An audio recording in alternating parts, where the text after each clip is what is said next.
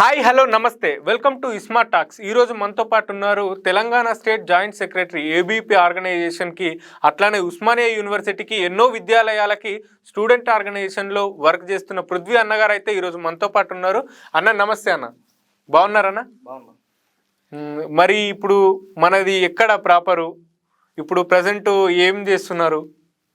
మాది స్వస్థలం నిర్మల్ జిల్లా, నిర్మల్ జిల్లా మండలం, రాంపూర్ గ్రామం. ఓకే. ప్రజెంట్ ఉస్మాన్ యూనివర్సిటీలో ఎంకామ్ చేస్తున్నాను. ఉస్మానియా యూనివర్సిటీలో ఎంకామ్ చేస్తున్నారు. మరి ఈ ఏబీపీ ఆర్గనైజేషన్కి రావడానికి గల కారణాలు ఏంటన్నా? నేను చిన్నప్పటి నుంచి ఆర్ఎస్ఎస్లో పెరిగాను. ఓకే. భారత్ మాతాకి జై, వందే మాతరం అనుకుంటూ పెరిగాను. నేను ఇంటర్ తర్వాత డిగ్రీ నిజాం కాలేజీలో జాయిన్ అయ్యాను. ఓకే.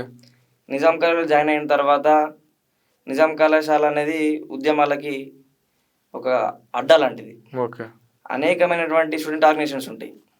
ఈవెన్ కుల సంఘాలు కావచ్చు, వివిధ రకాల సంఘాలు ఉంటాయి. వాటిని అన్నిటిని గమనించిన తర్వాత నాకు అనిపించింది ఏంటంటే, ఆ సంఘాలన్నింటిలో భారత్ మాతాకి జై అనే స్టూడెంట్ ఆర్గనైజేషన్ ఏబీవీపీ ఒకటే కనిపించింది నాకు. అంటే మిగతా ఆర్గనైజేషన్లు పీడిఎస్యు కానీ ఎస్ఎఫ్ఐ కానీ ఇవి భారత్ మాతాకి జై అనవా? ఈ భారతదేశం మొత్తంలో మీరు ఏ మూలకి వెళ్ళినా, ఏ కాలేజీకి వెళ్ళినా, ఎక్కడికి వెళ్ళినా భారత్ మాతాకి జై అనే స్టూడెంట్ ఆర్గనైజేషన్ ఏబీవీపీ తప్ప ఇంకోటి లేదు. అట్లనే ఉండి ఉంటే నాకు చెప్పండి, నేను ఏబీవీపీ నుంచి క్విట్ అయ్యి ఆ ఆర్గనైజేషన్లో పనిచేస్తాను.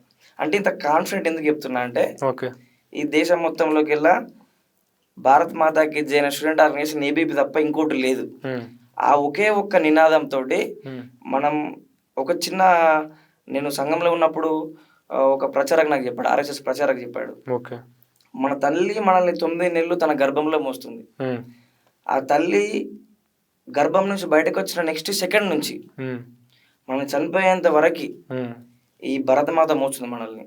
చనిపోయిన తర్వాత కూడా తనలో మనల్ని కలిపేసుకుంటుంది. అటువంటి దేశానికి జై కొడుతున్నాం మనం. భారతదేశంలో పుట్టడం మన అందరూ కూడా అదృష్టం.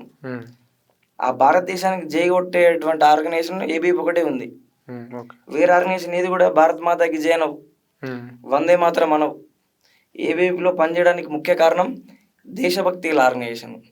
విద్యార్థులు చదువుతో పాటు దేశభక్తి వైపు, దేశం యొక్క రక్షణ వైపు, దేశం యొక్క శ్రేయస్సు వైపు ఆలోచింపజేసే ఆర్గనైజేషన్ ఏబీవీపీ. అందుకే మేము అందరం కూడా ఈరోజు ఏబీవీపీలో పనిచేస్తా ఉన్నాం.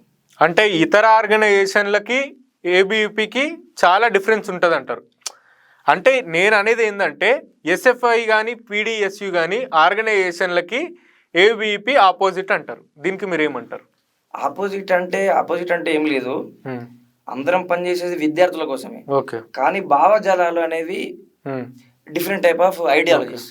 అంటే మనం చూసుకుంటే ఎస్ఎఫ్ఐ వాళ్ళు భగత్ సింగ్ ఫోటో పెట్టుకొని వాళ్ళు పనిచేస్తూ ఉంటారు, భగత్ సింగ్ ఫోటో పెట్టుకొని. కానీ భగత్ సింగ్ దేనికోసం అయితే చనిపోయిండో దానికి వ్యతిరేకంగా ఈరోజు వాళ్ళు పనిచేస్తూ ఉన్నారు. భగత్ సింగ్ లాంటి వాళ్ళు చాలామంది నుర్నుర్మిసర్ నవయువలంలోనే దాదాపు 3,50,000 మంది చనిపోతే దానిలో సింహభాగం అంటే 70 నుంచి 80% మంది చనిపోయింది విద్యార్థులే. భగత్ సింగ్ దేనికోసం చనిపోయిండు? ఈ దేశం యొక్క దాస విముక్తి కోసం చనిపోయిండు.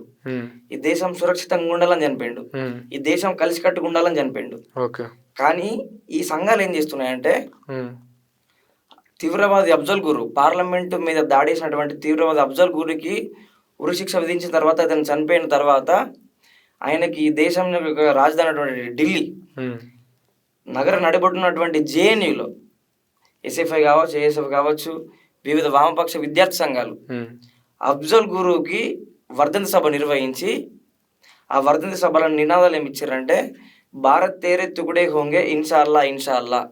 అంటే భారతదేశాన్ని 13 ముక్కలు చేస్తాం. అంటే భగత్ సింగ్ చనిపోయింది భారతదేశం 13 ముక్కలు కానిక కాదు కదా. ఈ భారతదేశం అనేది సుభిక్షంగా ఉండాలి, సురక్షితంగా ఉండాలనేటువంటి ఒక మోటివ్ తోటి నేను చనిపోయినా సరే ఈ భారతీయులందరూ సురక్షితంగా ఉండాలని చెప్పేసి భగత్ సింగ్ ఆ రోజు ప్రాణాలు అర్పించిండు. అగర్ రేక్ అఫ్జల్ మారేగా గర్సే అఫ్జల్ నిఖిలేగా. అంటే మీరు ఒక అఫ్జల్ గురుని చంపితే ప్రతి ఇంటి నుంచి ఒక అఫ్జల్ గురు వెళ్తాడని చెప్పేసి వారు నినాదాలు ఇచ్చారు. అంటే ఎటు వెళ్తున్నాం మనం? ఏబీవీపీ సైనికుల పక్షాన మాట్లాడుతుంది. ఎస్ఎఫ్ఐ వామపక్ష విద్యార్థి సంఘాలన్నీ కూడా ఉగ్రవాదుల పక్షాన మాట్లాడుతున్నాయి. ఓకే. ఛత్తీస్గఢ్లోని దంతెవాడలో నక్సలైట్లకి సిఆర్పిఎఫ్ జవాన్లకి ఎదురుకాల్పులు జరిగినప్పుడు 40 మంది సిఆర్పిఎఫ్ జవాన్లు చనిపోతే మళ్ళీ అదే జేఎన్యూలో మళ్ళీ అదే వామపక్ష విద్యార్థి సంఘాలు టపాకాయలు పేల్చి స్వీట్లు పంచుకోరు. మావోయిజం జిందాబాద్, నక్సలిజం జిందాబాద్ అని చెప్పేసి. అంటే ఇక్కడ క్లియర్గా అర్థం చేసుకోవచ్చు. మేమేమో సైనికులకు చేయగొడుతున్నాం, వాళ్ళేమో నక్సలైట్లకు చేయగొడుతున్నారు. అంటే మరి చెప్పుకోవడానికైతే బయట మేము స్టూడెంట్ ఆర్గనైజేషన్, మేము స్టూడెంట్స్ కోసమే వర్క్ చేసుకుంటామని చెప్తుంటారు కదా. స్టూడెంట్స్ కోసమే పనిచేస్తూ స్టూడెంట్స్ మధ్యలోనే ఉంటూ యూనివర్సిటీస్ కావచ్చు, ఉన్నత విద్య కోసం గ్రామాల నుంచి వచ్చినటువంటి పేద బడుగు బలహీన విద్యార్థుల్ని వాళ్ళు రెచ్చగొట్టి మనం ఇక్కడ కాదు ఉండాల్సింది, మనం మడుగులో ఉండాలి, సమాజ స్థాపన, రాజ్యాంగ ఫలాలు, ఏబీవీపీ రాజ్యాంగ ఫలాలు అట్టడుగు స్థాయి వర్గాలకు చెందినటువంటి అందరికి అందాలని చెప్పి మేము ఆశిస్తూ ఉంటే వాళ్ళేమో పేద విద్యార్థుల్ని, యూనివర్సిటీకి వచ్చే విద్యార్థుల్ని ఈరోజు గన్నులు చడువులకు పంపుతా ఉన్నారు. గన్నులు చడువులకు పంపి గ్రే హౌండ్స్లో శవాలుగా మారుస్తున్నారు వాళ్ళందరినీ, విద్యార్థుల్ని. చెప్పేదేమో పేద బడుగు బలహీన వర్గాల విద్యార్థులు అంటారు, మళ్ళీ తుపాకీ ఇచ్చి పంపించేది కూడా మళ్ళీ అదే పేద బడుగు బలహీన వర్గాల విద్యార్థులకి. ఓకే. మరి ఇప్పుడు మీరు అంటే ఇప్పుడు మీరు ఆ ఆర్గనైజేషన్ల గురించి మాట్లాడుతున్నారు, కానీ చాలామంది ఏమనుకుంటారంటే ఏబీపీ ఆర్గనైజేషన్లో ఉన్నవాళ్ళు చెప్తారు కానీ వాళ్ళు పాటించారంటారు. ఎందుకు పాటించమన్నా? ఇప్పుడు ఇంతకుముందు చెప్పిన సైనికుల గురించి మాట్లాడతామని, దేశ రక్షణ గురించి మాట్లాడతామని. ఆర్టికల్ 370 అనేది 5-6 సంవత్సరాల క్రితం రద్దయింది. ఓకే. కానీ ఏబీవీపీ ముందు చూపుతోటి ఈ దేశానికి ఆర్టికల్ 370 అనేది ఈ దేశానికి కావచ్చు, కాశ్మీర్ కావచ్చు, పెను ప్రమాదం అని చెప్పి 30 సంవత్సరాల క్రితమే పెద్ద ఉద్యమాన్ని చేపట్టింది. ఉద్యమాన్ని చెప్పేసి ఆర్టికల్ 370 రద్దు చేయమని చెప్పింది ముందు చూపుతోటి. ఇక్కడ మనం అర్థం చేసుకోవచ్చు ఏబీపీకి ఎంత ముందు చూపింది దేశ రక్షణ పట్ల, ఈ దేశం యొక్క శ్రేయస్సు పట్ల ఎంత ముందు చూపు ఉందని చెప్పి ఆ ఒక్క చిన్న ఉద్యమంతో మనందరం కూడా చెప్పుకోవచ్చు. బంగ్లాదేశ్ నుంచి వచ్చేటువంటి అక్రమ చొరబాటుదారులను అడ్డుకోవాలని చెప్పేసి చలో చికెన్ ఎగ్ పేరు మీద ఈ దేశవ్యాప్తంగా ఉన్నటువంటి అనేక మంది విద్యార్థులను తీసుకెళ్లి ఏబీపీ కార్యకర్తలు చలో చికెన్ ఎగ్కి వెళ్ళి అక్కడ బంగ్లాదేశ్ నుంచి ఉన్నటువంటి చొరబాటుదారులని మేము వెళ్ళిన తర్వాత, ఏబీపీ కార్యకర్తలు వెళ్ళిన తర్వాత ప్రభుత్వం దానిపైన దృష్టి సారించి బంగ్లాదేశ్ నుంచి వచ్చేటువంటి అక్రమ చొరబాటుదారులని ఆ రోజు ఆపివేయడం జరిగింది. ఏబీవీపీ అనునిత్యం దేశం కోసం కావచ్చు, సమాజం కోసం కావచ్చు, విద్యార్థుల కోసం కావచ్చు పనిచేసినటువంటి ఆర్గనైజేషన్. పక్క విద్యార్థి సంఘాలకి ఏబీవీపీకి చాలా తేడా ఉంది.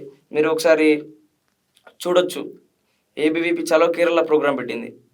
అంటే అక్కడ ఉన్నటువంటి ఏబీవీపీ కార్యకర్తల్ని విడిగా ఎక్కడ పడితే అక్కడ కాల్ చేయడం, నరకేయడం చేయడం జరిగింది వామపక్ష విద్యార్థి సంఘాలు ఏబీవీపీ వాళ్ళని. అప్పుడు ఆ సభలో ఒక కేరళకు సంబంధించినటువంటి విద్యార్థి నాయకుడు మాట్లాడుతూ తన కనుగుడ్డిని బీక్కొని చేతిలో పెట్టుకుంటాడు. కనుగుడ్డు ఎందుకు బీకిర్రంటే వాళ్ళ కాలేజీ క్యాంపస్లలో భారత్ మాతాకి జై, వందే మాతరం అన్నదానికి వామపక్ష విద్యార్థి సంఘాల కార్యకర్తలు వచ్చి ఏబీపీ కార్యకర్త యొక్క కనుగుడ్డు బీకేసారు. అంటే అందరం భారతదేశంలోనే ఉంటున్నాం, దేశాన్ని కాపాడే బాధ్యత మనకుంది. ఇప్పుడు సైనికులకు కూడా సపోర్ట్ చేసే బాధ్యత మనకుంది. చాలా మంది కూడా నేను సైనికుని అయితే ఇది అని చెప్పి అంటుంటారు. మరి ఇంతమంది ఉండగా వాళ్ళు ఎందుకు అట్లా ఆలోచిస్తారంటారు? వాళ్ళ యొక్క ఐడియాలజీ అది, వాళ్ళ యొక్క సిద్ధాంతం అది. ఓకే.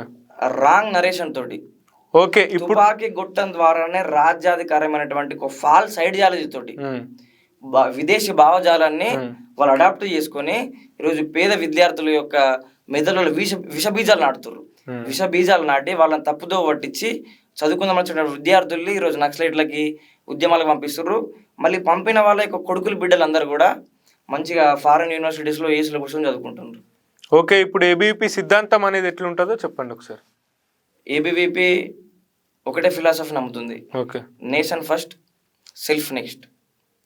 నేషన్ ఫస్ట్ ఫిలాసఫీ తోటి ఈరోజు ఏబీవీపీ 1949 జూలై 9th స్టార్ట్ అయినటువంటి ఏబీవీపీ గత 70 సంవత్సరాల నుంచి అనేక విద్యార్థి ఉద్యమాలు కావచ్చు, ఈ దేశానికి సంబంధించినటువంటి రక్షణ ఉద్యమాలు కావచ్చు, సామాజిక ఉద్యమాలు కావచ్చు, అనేక రకాలైన ఉద్యమాలు చేస్తూ ఈరోజు ప్రపంచంలోనే ఒక నంబర్ 1 స్టూడెంట్ ఆర్గనైజేషన్ ఎదిగింది. మీరు 70 సంవత్సరాలు చూడొచ్చు, చాలా విద్యార్థి సంఘాలు పుట్టగొడుగులాగా పుట్టుకొచ్చినాయి. అదే ఇప్పుడు జార్జి రెడ్డి మూవీ అయితే ఉంది, మరి జార్జి రెడ్డి మూవీలో ఆ మూవీకి సంబంధించి ఏబీపీ వాళ్ళు అందులో మొత్తం మైనస్గా ఉంటారు, అంటే ఆ విధంగా అట్లా చూపించారు. దానిపైన మీరు ఎట్లా స్పందిస్తారు? ఒక విషయం అన్న, ఇప్పుడు సినిమా నేను ప్రొడ్యూసర్ని, ఓకే, నేను 10 కోట్లు పెట్టి సినిమా తీసుకుంటున్నా, నాకు అనుకూలంగా తీసుకుంటా కానీ వ్యతిరేకంగా తీసుకోను కదా. అది వాస్తవం. వాళ్ళకి అనుకూలం, వాళ్ళ యొక్క అనుచరులు ఆ సిద్ధాంతం వాళ్ళు తీసుకోరు కాబట్టి వాళ్ళ యొక్క అనుకూలంగా తీసుకోరు. ఇప్పుడు అదే నిజమైపోదు కదా. చరిత్ర అనేది ఎవరేం చేసినా కూడా అది మరుగున పడదు, అది అందరికి తెలుసు. జార్జి రెడ్డి చదివినటువంటి సమయంలో జార్జి రెడ్డి చేసినటువంటి అరాచకాలు కావచ్చు, జార్జి రెడ్డి చేసినటువంటి అకృత్యాలు కావచ్చు, అవన్నీ కూడా విద్యార్థులకు తెలుసు. అప్పుడు పనిచేసిన వాళ్ళందరూ తెలుసు. ఇప్పుడు ఏదో వాళ్ళ యొక్క అనుకూలంగా ఉన్న వాళ్ళు వచ్చి డబ్బులు పెట్టి సినిమా తీయంగానే కాదు కదా. నేను అనుకూలంగా ఉంటే నాకు అనుకూలంగా నేను డబ్బులు పెట్టి తీసుకుంటే అది నిజమైపోదు కదా. చరిత్రనే.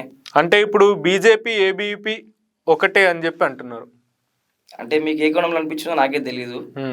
మీరు ఎక్కడ కానీ ఏబీవీపీ మీటింగ్లో బీజేపీ జెండాలు కనిపించవు, బీజేపీ మీటింగ్లో ఏబీపీ జెండాలు కనిపించవు.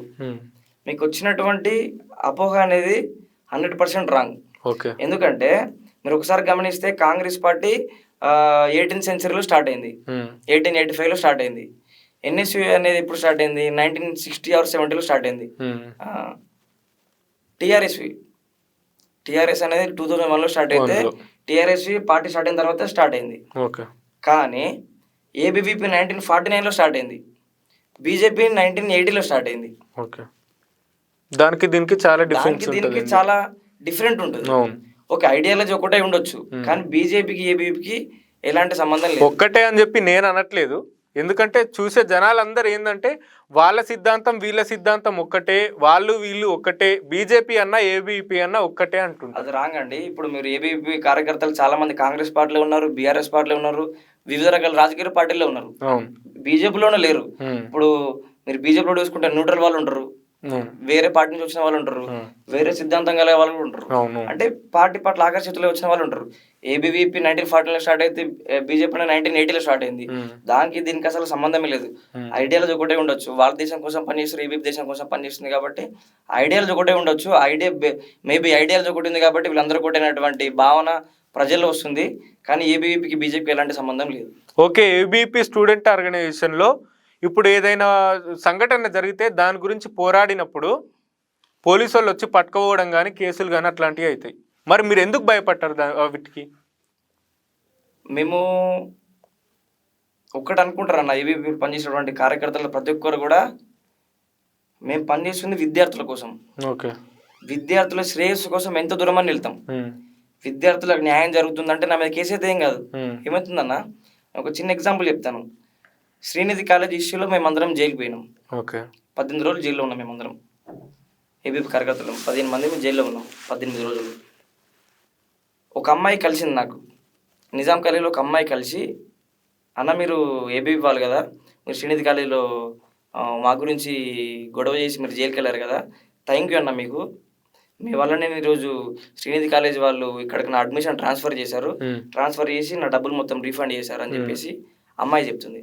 అమ్మాయి వాళ్ళ ఫాదర్ ఆటో డ్రైవర్. ఆ ఆటో డ్రైవరు రోజు ఆయన దాచిపెట్టుకున్న డబ్బుల్ని ఈరోజు శ్రీనిధి కాలేజీలో లక్షలు కట్టిండు, యూనివర్సిటీ అని చెప్పి నమ్మి. ఆఖరికి ఏమైంది, యూనివర్సిటీ పర్మిషన్ రాకపోయేసరికల్లా విద్యార్థులు వాళ్ళ తల్లిదండ్రులు వాళ్ళందరూ ఆందోళనకు గురైనప్పుడు మేము వెళ్ళి అక్కడ గొడవ చేయడం వల్ల, అది ప్రభుత్వ దృష్టికి తీసుకోవడం వల్ల ప్రభుత్వం ఏం చేసింది, అక్కడ ఉన్నటువంటి అడ్మిషన్లు వేరే కాలేజీలకు మార్చడము, వాళ్ళు కట్టినటువంటి డబ్బులను రిఫండ్ చేయడం వల్ల వేలాది మంది యొక్క తల్లిదండ్రులు మేము రోజు ఆనందం చూసినాం. ఆ ఆనందానికి మించింది మాకేం లేదు. విద్యార్థుల కోసం పనిచేస్తున్నాం కాబట్టి విద్యార్థులకు సహాయం చేయడంలో, విద్యార్థులకు న్యాయం చేయడంలో ఎంత దూరమైనా వెళ్తామో, కేసులకి జైళ్ళకి భయపడేటువంటి విద్యార్థి పరిషత్ కార్యకర్తలు కాదు, విద్యార్థి పరిషత్ నాయకులు కాదు. ఓకే, ఇప్పుడు మీరు భయపడకపోయినా ఇంట్లో వాళ్ళు అనుకుంటారు, కేసు అయితే ఇప్పుడు నా కొడుకు పైన కానీ నా బిడ్డ పైన కానీ కేసు అయితే బాగుండదు అని చెప్పి ఇంట్లో వాళ్ళు అనుకుంటారు. అఫ్కోర్స్గా ఏ తల్లిదండ్రులు అయినా కూడా బాధపడతారు, కానీ ఎట్ ద సేమ్ టైం వాళ్ళు హ్యాపీగా ఫీల్ అవుతారు. మా న్యాయం కోసం పోరాడుతున్నారు బిడ్డలు అందరిలా కాకుండా సమాజం కోసం ఆలోచిస్తారు, సమాజం కోసం పనిచేస్తున్నటువంటి ఒక భావన అయితే వాళ్ళు ఉంటుంది. స్టార్టింగ్ లో భయపడ్డా కూడా తర్వాత అందరిలా కాకుండా భిన్నమైనటువంటి రూట్లో వెళ్తున్నారు, సమాజం కోసం పనిచేస్తున్నారు, విద్యార్థుల కోసం ఆలోచిస్తారు అనేటువంటి ఒక బ్రాడ్ మైండ్ ఉంది మా బిడ్డలకు అని చెప్పేసి వాళ్ళు కూడా సంతోషంగానే ఫీల్ అవుతారు. తెలంగాణ ఉద్యమంలో ఏబీవీపీ పాత్ర అయింది. తెలంగాణ ఉద్యమం మీరు చూసుకోవచ్చనా, తెలంగాణ ఉద్యమంలో ఉస్మానియా యూనివర్సిటీ కావచ్చు, తెలంగాణ రాష్ట్ర వ్యాప్తంగా కావచ్చు, అన్ని రాజకీయ పార్టీలు, అన్ని విద్యార్థి సంఘాలు జేఏసీగా ఏర్పడి వాళ్ళు ఉద్యమం చేస్తే కేవలం ఏబీవీపీ మాత్రము జేఏసీలో చేరకుండా ఏబీవీపీ సింగిల్గా పోరాడింది. జేఏసీ వాళ్ళు అందరు కలిసి ఎంత ఉద్యమం చేసిర్రో దానికంత రెట్టింపు ఉద్యమం ఏబీవీపీ చేసింది. మీరు నమ్ముతారో నమ్మరో, నా రక్తం నా తెలంగాణ పేరు మీద ఏబీవీపీ కార్యకర్తలు కేవలం ఒకటే రోజు 40,000 లీటర్ రక్తాన్ని ఇచ్చిర్రు. రక్తదానం 40,000 లీటర్ రక్తాన్ని ఇచ్చి నా రక్తం నా తెలంగాణ అని చెప్పి ఆ రోజు ఆ రక్తం ఇవ్వడం వల్ల తెలంగాణ యొక్క ప్రజలందరికీ అరే విద్యార్థులందరూ వాళ్ళ రక్తాన్ని ఇచ్చి ఇతరు తెలంగాణని కోరుకుంటారంటే వాళ్ళందరూ కూడా ముందుకు వచ్చారు. అరే మన బిడ్డలు మన పిల్లలు విద్యార్థులందరూ కొట్లాడుతారు తెలంగాణ కోసం అని చెప్పేసి వాళ్ళు ఆలోచించి సబ్బండ వర్గాల ప్రజలందరూ కూడా బయటకు వచ్చి ఆ తెలంగాణ ఉద్యమంలో పాల్గొన్నారు. తెలంగాణ భూములన్నీ బీళ్లుగా మారుతుంటే చూడలేక నదులన్నీ ఇక్కడనే ఉన్నాయి. తెలంగాణ నదులు ఉన్నప్పుడు కూడా తెలంగాణ భూములన్నీ కూడా ఎండిపోతున్నాయి అని చెప్పి తెలంగాణ సస్యశ్యామల యాత్ర పేరు మీద తెలంగాణ మొత్తం గోదావరి నది నుంచి శ్రీశైలం కృష్ణా నది వరకు నదులు అనుసంధానం చేయడం, ఎక్కడెక్కడైతే నదులు ఉంటాయో వాటన్ని కలిపేటువంటి పాదయాత్రలు వేసింది. ఇదే నిజాం కాలేజ్ గ్రౌండ్లో. మరి తెలంగాణ ఉద్యమంలో చాలా మంది విద్యార్థులు ఆత్మహత్యలు చేసుకున్నారు. మరి అట్లాంటి వాళ్ళకి వాళ్ళ కుటుంబానికి మీరు చేసింది ఏంది? తెలంగాణ ఉద్యమంలో చాలా మంది ఆత్మహత్య చేసుకున్నారు. ఆత్మహత్య చేసుకుని అమరవీరులు మనం అంటున్నాం. అంటే విద్యార్థి పరిషత్ ఒక సామాజిక సంస్థ, విద్యార్థి సంఘం. అవును, విద్యార్థి సంఘం అప్పుడు ఉన్నటువంటి ప్రభుత్వాల పైన విద్యార్థులు ఆత్మహత్యలు చేసుకుంటారు, విద్యార్థులు చచ్చిపోతుర్రు అని చెప్పి ప్రభుత్వాల పైన ప్రెజర్ తీసుకొస్తారు. తెలంగాణ ఖచ్చితంగా కావాలి, చనిపోయినటువంటి విద్యార్థుల కుటుంబాలను ఆదుకోవాలని చెప్పేసి అది ఏబీవీపీ చాలా ఉద్యమాలు చేసింది. ఇదే నిజాం కాలేజ్ గ్రౌండ్ లో 1,00,000 మంది విద్యార్థులతోటి రణబేరణ సభ నిర్వహించి అప్పుడు పార్లమెంట్ లో ఉన్నటువంటి ప్రతిపక్ష నేత సుష్మా స్వరాజ్ గారిని పిలిచి అప్పుడు సుష్మా స్వరాజ్ గారు సభాముఖంగా ఒక హామీ ఇచ్చింది, తెలంగాణ విద్యార్థులారా మీరు ఎవరు కూడా ఆత్మహత్యలు చేసుకోవద్దు, మరి తెలంగాణ వచ్చిన తర్వాత తెలంగాణని మీ కళ్ళతో చూడాలని చెప్పేసి ఆ రోజు ఆమె హామీ ఇచ్చింది. తెలంగాణ పార్లమెంట్లో తెలంగాణ బిల్లుకి బీజేపీ పార్టీ మేము మద్దతు ఇస్తామని చెప్పేసి ఆ రోజు సభాముఖంగా ఏబీవీపీ యొక్క కృషి వల్ల ఆమె చెప్పెళ్ళింది. కాంగ్రెస్ పార్టీ పార్లమెంట్లో బిల్లు పెట్టిన తర్వాత బీజేపీ పార్టీ దానికి మద్దతు ఇచ్చి తెలంగాణ తీసుకురావడంలో కీలక పాత్ర పోషించింది ఏబీవీపీ. ఇప్పుడు చాలా మంది జనాలకి ఏంటంటే తెలంగాణ రావడానికి ఎందరో మంది విద్యార్థులు ఆత్మహత్యలు చేసుకుంటే, ధర్నాలు చేస్తే, ఉద్యమాలు చేస్తే తెలంగాణ వచ్చిందని కొంతమందికి తెలుసు. కానీ చాలామంది ఏమంటారంటే కేసీఆర్ ఆమరణ నిరాహార దీక్ష చేసిండు, అది చేసిండు, ఇది చేసిండు, కేసీఆర్ వల్ల తెలంగాణ వచ్చింది అంటున్నారు. మరి దీనికి మీరు ఎట్లా అంటారు? కేసీఆర్ ఆమరణ నిరాహార దీక్ష ఇడిచిపెడితే, దొంగలకు ఇడిచిపెడితే ఆ ఉద్యమాన్ని ఉస్మానియా విద్యార్థులు ఏబీవీపీ కార్యకర్తలు భుజాల మీద మోసుకొని ఆ తెలంగాణ ఉద్యమాన్ని విజయ తీరాలకు తీర్చారు. నువ్వు దొంగలెక్క నువ్వు దీక్షను విరమించినావు కదా, విరమించినోడు నువ్వు తెలంగాణ తీసుకుంటున్నావు వీటిలైతే. తెలంగాణ రాష్ట్ర ప్రజలు, విద్యార్థులు, కార్మికులు, రైతులు, సబ్బండ వర్గాల ప్రజలందరూ ఏకతాటిపైకి వచ్చి కొట్లాడితే తెలంగాణ వచ్చింది. సకల జనుల సమ్మె కేసీఆర్ కూడా ఇస్తాయిందా? మిలియన్ మార్చ్ కేసీఆర్ కూడా ఇస్తాయిందా? జలదృశ్యం కేసీఆర్ కూడా ఇస్తాయిందా? తెలంగాణ ప్రజలందరూ కదా, తెలంగాణ ప్రజలందరూ ఇస్తే కదా తెలంగాణ వచ్చింది. కేసీఆర్ అవకాశవాద రాజకీయాల కోసం వాడుకున్నాడు.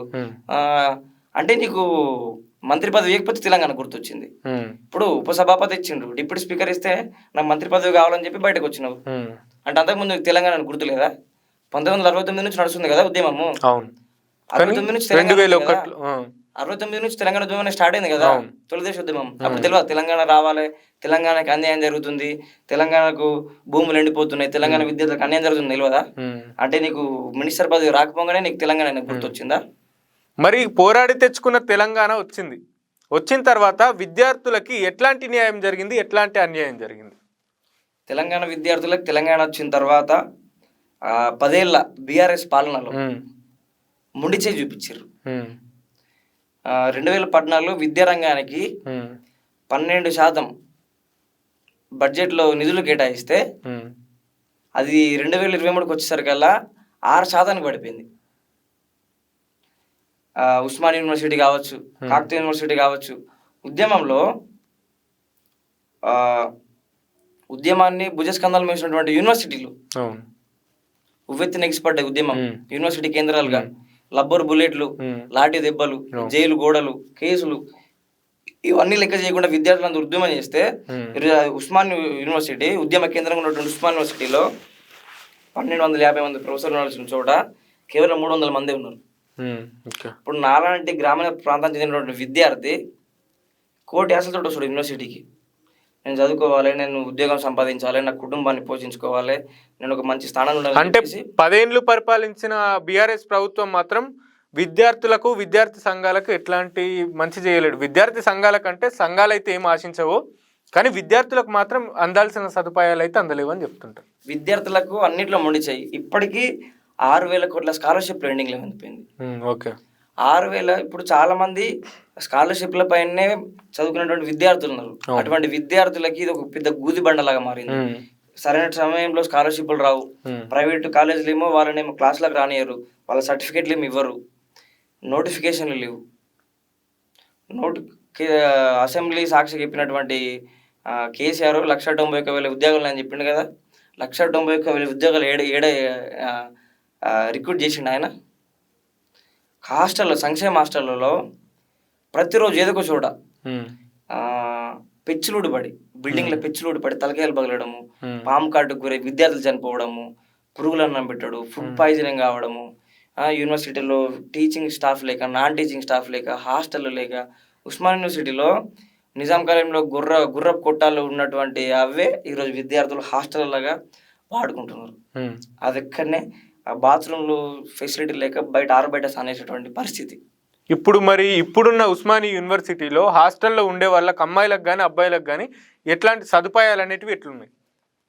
మా అమ్మాయిల హాస్టల్ గురించి మాట్లాడితే, మొన్న రీసెంట్గా ఒక 2-3 ఇన్సిడెంట్లు ఏం జరిగినాయంటే, గర్ల్స్ హాస్టళ్ళకి బయట వ్యక్తులు వచ్చి చొరబడ్డారు. అంటే సరైనటువంటి పటిష్టమైనటువంటి చర్యలు లేవు, రక్షణ చర్యలు లేవు.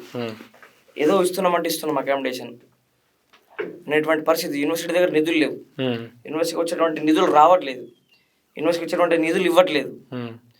అంటే కేసీఆర్ ఒకవేళ యూనివర్సిటీకి నిధులు ఇస్తే, ఏ యూనివర్సిటీ అయితే ఉద్యమం చేసి తెలంగాణ తీసుకొచ్చిందో మళ్ళా గదే యూనివర్సిటీ ఉద్యమం చేసి నన్ను గద్దె దింపుతారనేటువంటి ఉద్దేశంతో ఆ రోజు నిధులు ఇవ్వలే. కానీ లాస్ట్కి ఏమైంది, మళ్ళా గదే విద్యార్థులు మళ్ళీ కేసీఆర్ యొక్క చేసినటువంటి అవినీతిని, అక్రమాలని, అన్యాయాన్ని ప్రశ్నించి ఎండగట్టి తెలంగాణ ప్రజలకు చెప్తే, తెలంగాణ ప్రజలందరూ కేసీఆర్ని మళ్ళీ ఫామ్ హౌస్కి పంపారు. నువ్వు చేసిన సేవలు చాలా నాయన అని చెప్పేసి మళ్ళీ కేసీఆర్ని ఇంటికి పంపిండు. కేసీఆర్ ఇచ్చినటువంటి హామీలు ఒక్కడు కూడా నెరవేర్చలే. ఒడ్డు దాటేదాకా ఓడమల్లన్న, ఒడ్డు దాటినాక బోడి మల్లన్న అన్నట్టు తెలంగాణ ఉద్యమాన్ని వాడుకొని తెలంగాణ రాష్ట్రానికి ముఖ్యమంత్రి అయ్యి విచ్చలవిడిగా లక్షల కోట్లు సంపాదించుకొని ఈరోజు వాళ్ళ బిడ్డ ఈరోజు లిక్కర్ స్కామ్లో దొరికిపోయి తెలంగాణ యొక్క పరువుని ఢిల్లీ నడి బజార్లో పెట్టింది. సరే, లిక్కర్ స్కామ్ గురించి, కవిత గురించి మీరు ఏం చెప్తారు? తప్పు జరిగినప్పుడు, నువ్వు అసలు తప్పే చేయనప్పుడు నువ్వెందుకు భయపడాలి? ఓకే, నువ్వు అరెస్ట్ అయిన వెంటనే తప్పు ఉందో అందులో. ఇప్పుడు ఈడీ వచ్చినా, ఏసీబీ వచ్చినా, ఇంకేదో వచ్చినా, XYZ వచ్చినా, నువ్వు తప్పు చేయనప్పుడు నిన్ను అరెస్ట్ చేసినటువంటి హక్కు వాళ్ళకి లేదు, రైట్ వాళ్ళకి లేదు. నువ్వు ఇక్కడ చేసిన అవినీతి చాలా ఉంది. కాళేశ్వరం కావచ్చు, మిషన్ భగీరథ కావచ్చు, మిషన్ కాకతీయ కావచ్చు, అనేక రకాలైనటువంటి స్కాములు చేశారు. ఇవి చాలా అన్నట్టుగా ఢిల్లీ లిక్కర్ స్కామ్లో ఇరుక్కొని ఈరోజు తెలంగాణ యొక్క పరువుని ఢిల్లీ నడి బజార్లో పెట్టింది. ఈరోజు బతుకమ్మ ఆడతా అనుకుంటా ఈరోజు తెలంగాణ పరుగుని దేశవ్యాప్తంగా తీసేసింది. తెలంగాణ ఆడబిడ్డ తెలంగాణ ఆడబిడ్డ ఎవరికి ఆడబిడ్డ? కల్వకుంట్ల కుటుంబానికి ఆడబిడ్డ. నువ్వు తెలంగాణ ఆడబిడ్డకి తెలంగాణ ఆడబిడ్డ ఎట్లయితావు?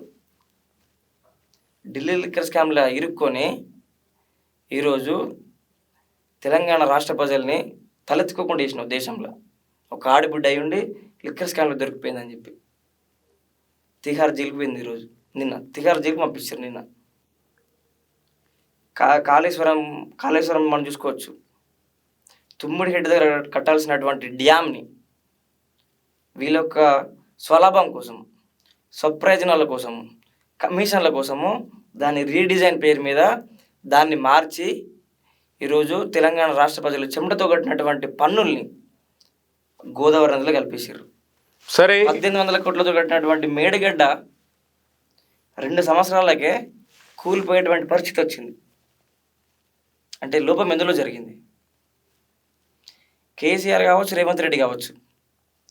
కేసీఆర్ మీద కోపంతో రేవంత్ రెడ్డి వాళ్ళ యొక్క రాజకీయ క్రీడలో ఆ డ్యామ్ మొత్తం కూలిపోయేంత వరకు చూస్తారు వాళ్ళు. ప్రభుత్వం నీది ఉంది, కాంగ్రెస్ ప్రభుత్వం, అవినీతి జరిగిందంటున్నావు, అక్రమాలు జరిగిందంటున్నావు, విచారణ కమిటీ విచారణ జరిపించు, దోషుల్ని శిక్షించు. ఫస్ట్ అయితే కాపర్ డ్యామ్ నిర్మించి ఆ నీటిని ఒడిచిపట్టి రైతులకు అందించాలి కదా. అవన్నీ కాకుండా వీళ్ళ మీద విమర్శలు చేసుకుంటూ ఆ డ్యామ్ మొత్తం కూలిపోయేంత వరకు చూస్తారు. సరే, కాంగ్రెస్ ప్రభుత్వం వచ్చినాక విద్యార్థులకు ఎట్లా ఉంది మరి? ఇప్పుడు విద్యార్థుల కన్నా కేసీఆర్ ప్రభుత్వంలో విద్యారంగానికి లాస్ట్ బడ్జెట్లో కేటాయించినటువంటి నిధులు 19,000 కోట్లు, ఇప్పుడు కేటాయించిన నిధులు 21,000 కోట్లు. అంటే 2,000 కోట్లకైనా ప్రభుత్వాన్ని మార్చింది. మరి ఉస్మానియా యూనివర్సిటీ కబ్జా నడుస్తుంది అంటారు చాలామంది. కబ్జాలు అనడమేంది అవుతున్నాయి, మరి దానిపైన మీరు ఎట్లాంటి ఉద్యమాలు చేస్తుంటారు? అంటే 100 సంవత్సరాల యూనివర్సిటీ ఎస్టాబ్లిష్ అయినప్పుడు ఓకే 2,300 ఎకరాలు ఉండే. ఇది దాదాపు 800 నుంచి 900 ఎకరాలు కబ్జా అయింది. ఓకే, ఈ 100 సంవత్సరాల చరిత్రలో కేవలం ఇప్పటి వరకు 2 సార్లు మాత్రమే భూమి సర్వే నిర్వహించారు. ఒకటేమో 1925లో టౌన్ సర్వే పేరు మీద నిర్వహించారు, ఇంకోటి 1975లో ట్రావెల్ సర్వే పేరు మీద ఇంకోసారి నిర్వహించారు. అంటే 100 సంవత్సరాల చరిత్రలో కేవలం 2 సార్లే సర్వే నిర్వహించడం అనేది అంటే దేనికి నిదర్శనం అది? కావున ప్రభుత్వం వెంటనే యూనివర్సిటీ భూమి మొత్తం సర్వే చేయించి ఏదైతే యూనివర్సిటీ భూమి ఉంటుందో దాన్ని ఇప్పుడు మీరు ఏదైతే ఇప్పుడు 2,300 ఎకరాలు అన్నారు కదా, మరి 2,300 ఎకరాలు అప్పుడు ఉంది అన్నారు, ఇప్పుడు లేదా? మరి ఇప్పుడు లేదు. ఇప్పుడు ఎంత ఉంటుంది అంటారు? 1,600 ఎకరాలు మాత్రమే ఉంది.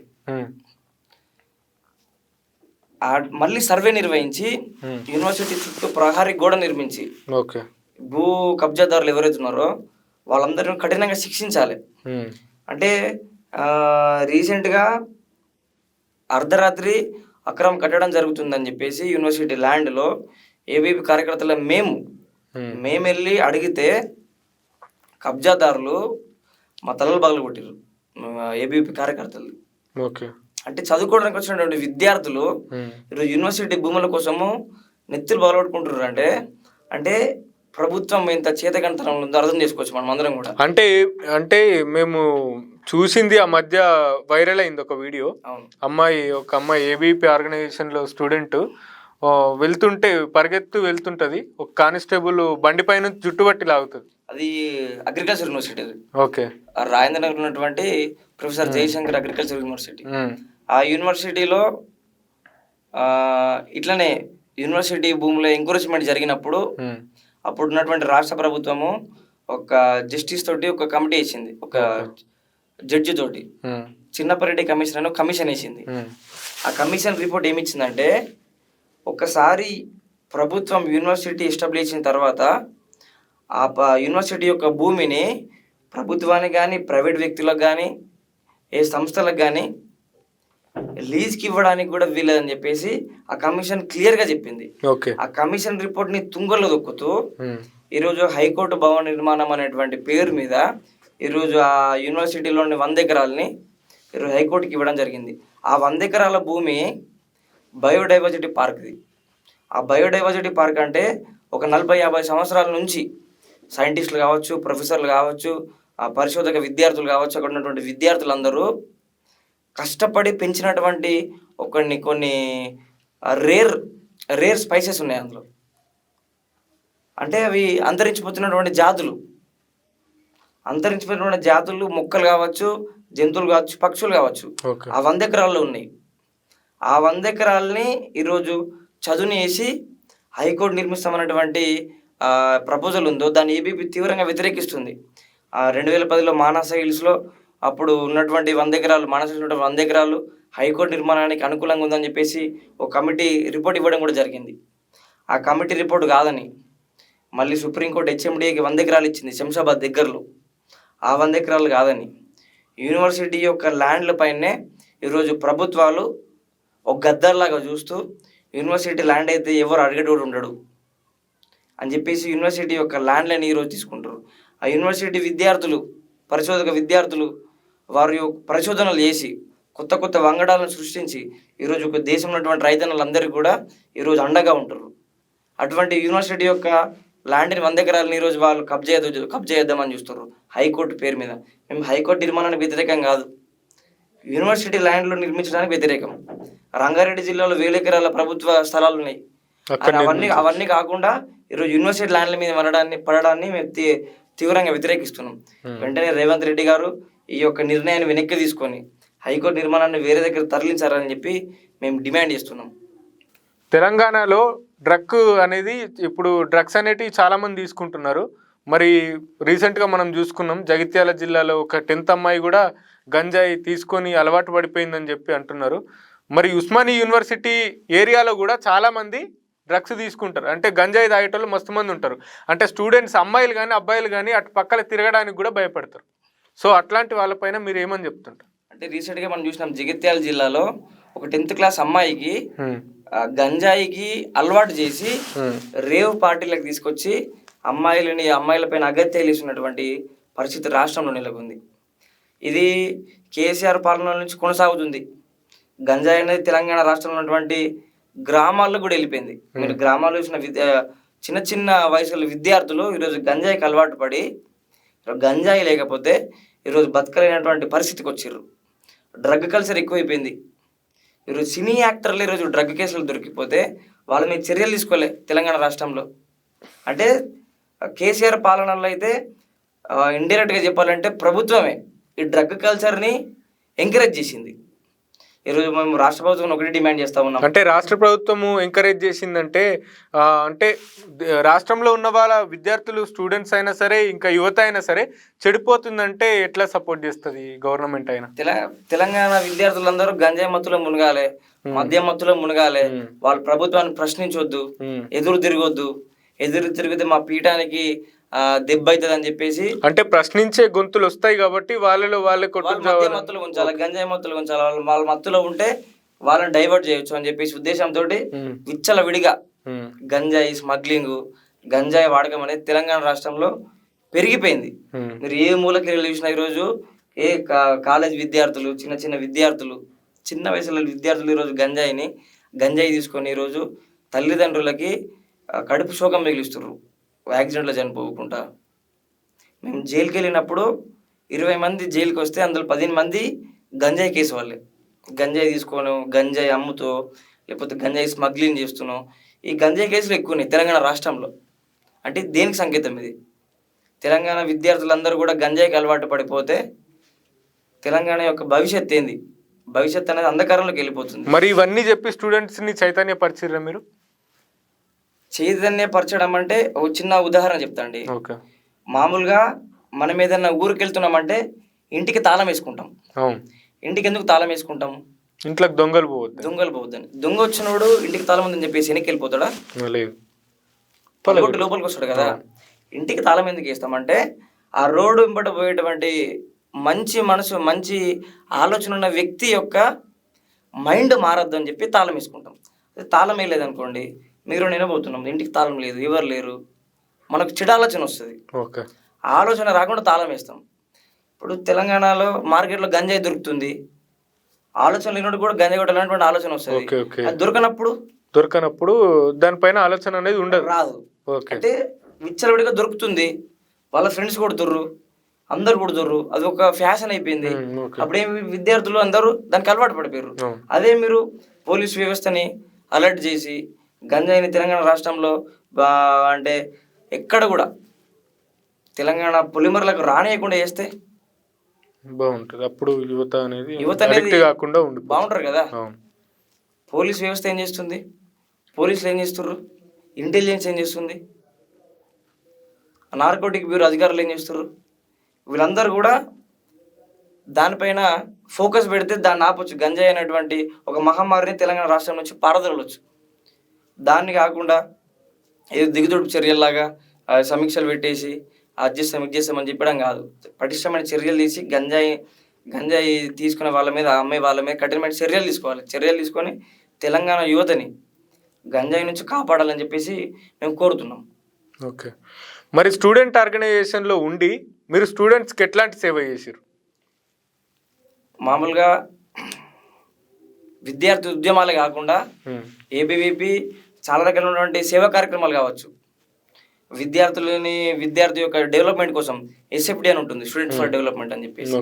దాని పేరు మీద ఇటువంటి మీరు చెప్పినటువంటి అవగాహన కార్యక్రమాలు, డ్రగ్స్ ఇట్లా మానిపియాలి, అటువంటి మొక్కలు నాటాలి, పర్యావరణము, వీటన్నిటిపైన ఎన్వైరన్మెంట్, దీని మీద ఎస్ఎఫ్డి పనిచేస్తుంది. స్టూడెంట్ ఫర్ సేవా పేరు మీద, ఎస్ఎఫ్ఎస్ పేరు మీద సేవ చేయడం, బస్తీల్లోకి వెళ్ళడము, వాళ్ళకి హెల్త్ క్యాంప్స్ పెట్టడము, వాళ్ళకి స్లమ్స్ ఉన్నటువంటి లేడీస్కి వాళ్ళకి మెన్స్ట్రుయేషన్ పైన వాళ్ళకి సరైన అవగాహన ఉండదు, వాళ్ళకు ప్యాడ్స్ ఇవ్వడము, వాళ్ళకి ఆ మెన్స్ట్రుయేషన్ పైన అవేర్నెస్ చేయడము, ఇటువంటి చాలా రకాలు ఇస్తాయి. రాష్ట్రీయ కళా మంచి పేరు మీద విద్యార్థులు ఉన్నటువంటి టాలెంట్, సింగింగ్ కావచ్చు, డ్యాన్స్, సింగింగ్ కావచ్చు, డ్యాన్స్ కావచ్చు, ఫోటోగ్రఫీ కావచ్చు, డ్రామా కావచ్చు, డైరెక్షన్ స్కిల్స్ కావచ్చు, టాలెంట్ సపోర్ట్ చేసేటువంటి కార్యక్రమాలు చేస్తాం. ఒక మంచి ప్లాట్ఫామ్ క్రియేట్ చేస్తాం విద్యార్థులకి. ఇట్లా చాలా రకాల మన అగ్రికల్చర్ విద్యార్థుల కోసం అగ్రివిజన్ పేరు మీద, మెడికల్ విద్యార్థులకు మెడివిజన్ పేరు మీద, ఐఐటీలో చదువుకున్నటువంటి థింక్ ఇండియా పేరు మీద, ఇట్లా చాలా రకాలైనటువంటి ప్లాట్ఫామ్స్ పైన ఏబీపీ రోజు పనిచేస్తుంది విద్యార్థుల యొక్క శ్రేయస్సు కోసం, విద్యార్థుల యొక్క అప్లిఫ్ట్మెంట్. ఇప్పుడు ఓసీ అని ఒకటి ఉంటుంది ఏబీపీలో. ఓసీ అంటే world organisation for students and youth, అంటే విదేశీ విద్యార్థుల కోసం, విదేశాల నుంచి వచ్చి ఇక్కడ చదువుకున్నటువంటి విద్యార్థుల కోసం సపరేట్ ఏబీపీలో సపరేట్ వింగ్ ఓసీ అని పనిచేస్తుంది. అంటే దాని యొక్క మోటివ్ ఏంటంటే ఇక్కడికి వచ్చినటువంటి ఫారెన్ విద్యార్థులకి భారతీయులు అంటే ఒక మంచి ఇంప్రెషన్ రావాలి, మనం వాళ్ళకి హెల్ప్ చేయాలి. ఏ విషయమైనా వాళ్ళకి అకాడమిక్స్ కావచ్చు, లేకపోతే అడ్మినిస్ట్రేషన్లో కావచ్చు, ఎక్కడ వాళ్ళకి సహాయం అవసరమైతే అక్కడ సహాయం చేయాలి. అప్పుడు ఏమవుతుంది, వాళ్ళ దేశాలకు వెళ్ళి భారతదేశం వాళ్ళు మనల్ని అన్నదమ్ములుగా చూస్తుర్రు, ఒక సోదర భావనతో చూస్తుర్రు. భారతదేశం మనం చదువుకోవడానికి అనుకూలంగా ఉంది, భారతీయులందరూ చాలా ప్రేమ గల వాళ్ళని చెప్పేసి వాళ్ళ దేశానికి వెళ్తే, ఆ దేశం నుంచి వచ్చే విద్యార్థులందరూ భారతదేశానికి వచ్చి చదువుకుంటే ఈ భారతదేశం అనేది ఒక ఎడ్యుకేషన్ హబ్గా తయారవుతుంది. ఎడ్యుకేషన్ హబ్గా తయారైనప్పుడు భారతదేశం యొక్క డిగ్రీకి మంచి వాల్యూ పెరుగుతుంది, ఇక్కడ ఎకనామీ పెరుగుతుంది, ఇవన్నీ పెరుగుతాయి. ఇవన్నీ దృష్టిలో పెట్టుకొని ఏబీవీ అనేది ఒక సుదీర్ఘ కాలంగా పనిచేస్తూ ఉంది. ఏబీవీకి పెద్ద రోడ్ మ్యాప్ ఉంది. భారతదేశాన్ని ఒక సూపర్ పవర్ కంట్రీగా మార్చాలి, సూపర్ పవర్ కంట్రీగా మార్చి ప్రపంచంలోనే ఒక వన్ ఆఫ్ ది బెస్ట్ నేషన్గా మార్చాలనేటువంటి ఒక ధ్యేయంతో ఏబీవీ పనిచేస్తుంది. అటువంటి జర్నీలోనే 75 yearsలో చాలా ఉద్యమాలు చేసింది, చాలా స్ట్రగుల్స్ చూసింది, కానీ ఎవర్ గ్రీన్గా. అంటే September 17 మన తెలంగాణకి స్వాతంత్రం వచ్చిన రోజు అని చెప్పుకుంటారు.